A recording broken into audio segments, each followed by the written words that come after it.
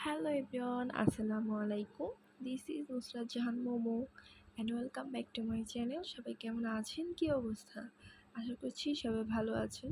আলহামদুলিল্লাহ আমরাও ভালো আছি। তো চলে এলাম আবারও একটি ব্লগ নিয়ে। তো আশা করছি আমার ব্লগটি আপনাদের কাছে ভালো লাগবে। আজকের ব্লগটি হচ্ছে আমি আমার ফ্রিজটাকে ডিপ ক্লিন করব, সেটাই আপনাদের সাথে শেয়ার করব। তো আজকে যেহেতু আমাদের ফ্রিজটা যেহেতু একটু বড় 2 পার্টের, তো এটাকে ক্লিন করতে আমার অনেকটা সময় চলে গেছে। তো সেজন্য আমি আজকে আর রান্নাবান্না কিছুই শেয়ার করিনি, শুধু এটাকে আমি কিভাবে ডিপ ক্লিন করলাম সেটার টিপস অ্যান্ড ট্রিক্স সহ আপনাদের সাথে শেয়ার করব।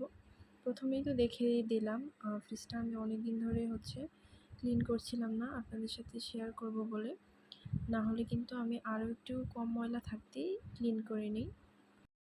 ফ্রিজ যদি নোংরা থাকে তাহলে দেখা যায় যে খাবারটাও রেখে খেতে গেলে কেমন একটা গন্ধ লাগে, তো ওটা আমার কাছে ভালো লাগে না। তাই আমি কম ময়লা হওয়ার সাথে সাথেই আমি ক্লিন করে নিই। তো আপনাদের সাথে শেয়ার করার জন্য আমি এবার একটু লেট করেই ক্লিন করছি, কারণ যদি ময়লাটা নাই দেখেন কতটা পরিষ্কার হলো সেটা আপনারা কীভাবে বুঝবেন। সেই জন্য এখানে আমি ভিম লিকুইডের সাথে পানি মিক্স করে নিয়েছি, এটাতেই চলে যায়। অনেকে অনেক রকম রেমেডি তৈরি করে, আমিও অনেক সময় করতাম।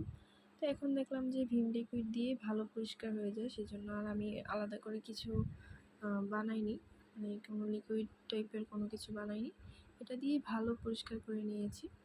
তো প্রথমেই আমি একটা বোকার মতো কাজ করতে গিয়েছিলাম, সেটা হচ্ছে স্ক্রাবারের মধ্যে আমি লিকুইড লাগিয়ে এভাবেই মেজে নিতে চাচ্ছিলাম। আমি কি বোকা আল্লাহ, এভাবে কি পরিষ্কার করা যায় নাকি? তো পরে ভাবলাম আমি কি করছি, আমি কি সব ভুলে গেলাম নাকি?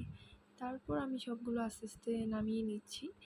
তো নামিয়ে নিয়ে আমার যাকে বললাম, আমি যেই থাকগুলো নামিয়ে দিচ্ছি, ড্রয়ারগুলো নামিয়ে দিচ্ছি, এগুলো তুমি ক্লিন করো আর এটার ভিতরটা আমি পরিষ্কার করব, কারণ এটা এত বড় আর এটা পরিষ্কার করতে অনেক সময় লেগে যায়। আমরা 2 জনে মিলে ক্লিন করার পরেও এটা অনেক টাইম লেগে গেছে।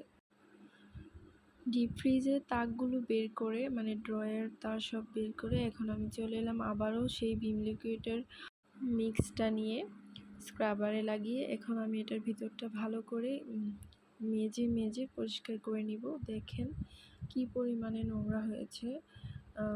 গরুর মাংস নিয়ে আসা হয়েছিল কিছুদিন আগে আমাদের বাসায়, অনেক মানুষ দাওয়াত করা হয়, সেই ব্লগটা আমি হয়তোবা শেয়ার করেছি।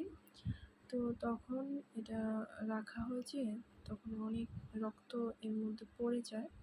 তো এগুলো শুকিয়ে গেছে, তো আমি এগুলো একটু ভালো করে প্রেশার দিয়ে পরিষ্কার করছি।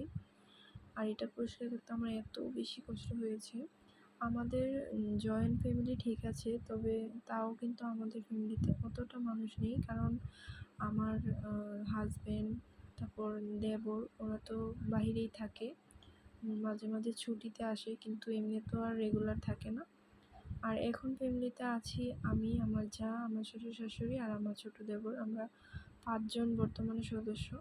তো দেখা যায় যে এত বড় ফ্রিজের আমাদের প্রয়োজন হয় না, তারপরও শখের বসে কিনে নিয়ে আসছে।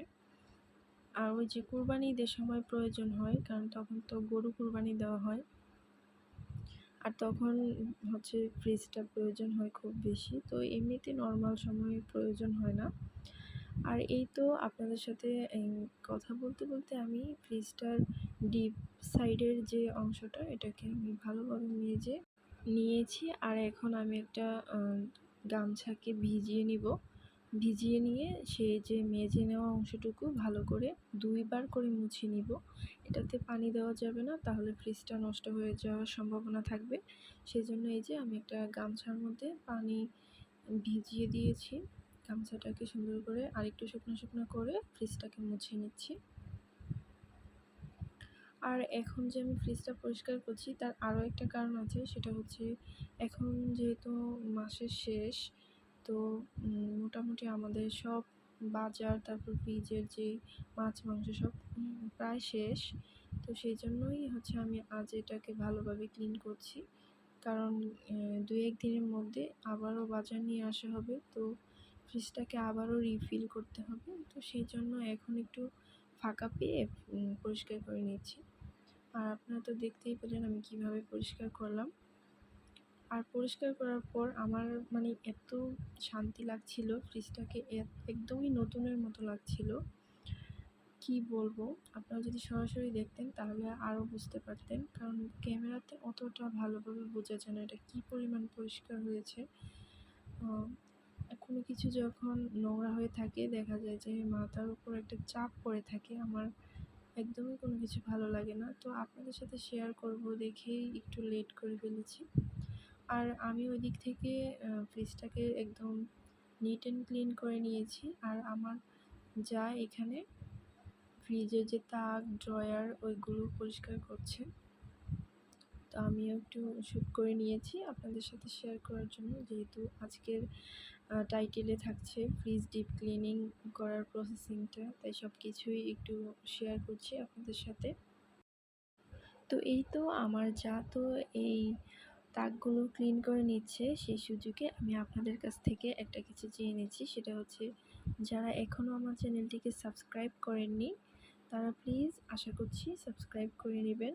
সাবস্ক্রাইব করে বেল বাটনের অল অপশনটি অবশ্যই প্রেস করে দিবেন, তাহলে যখনই আমি নতুন ভিডিও ছাড়বো আপনার কাছে নোটিফিকেশন চলে যাবে।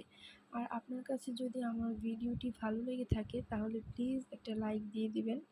আপনার একটা লাইক আমার ভিডিওর জন্য অনেক বড় একটা শেয়ারের কাজ করছে।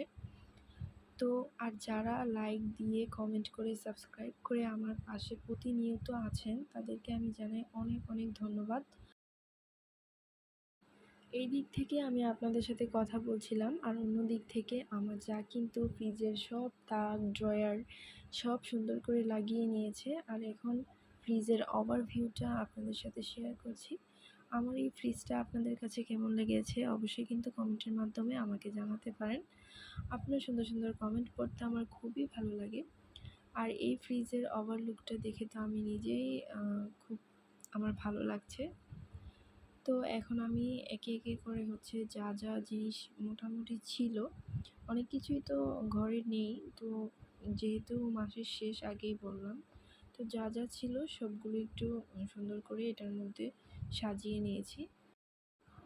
যে জিনিসগুলো হচ্ছে নর্মালে রাখা প্রয়োজন সেইগুলো আমি নর্মাল চেম্বারটাতে সাজিয়ে রেখেছি। আর টুকটাক যে মাছ মাংস ছিল ওইগুলো আমি বক্স করে ডিপ সাইডটাতে রেখে দিয়েছি। ফ্রিজটাকে তো ক্লিন করে গুছিয়ে নিয়েছি, সেই সাথে আপনাদের কাছ থেকেও বিদায় নিয়ে নেওয়ার সময় চলে এসেছে। সবার সুস্থতা কামনা করছি। আর আজকের মতো এখানেই বিদায় নিয়ে নিচ্ছি। সবাই ভালো থাকবেন। আল্লাহ হাফেজ। আসসালামু আলাইকুম।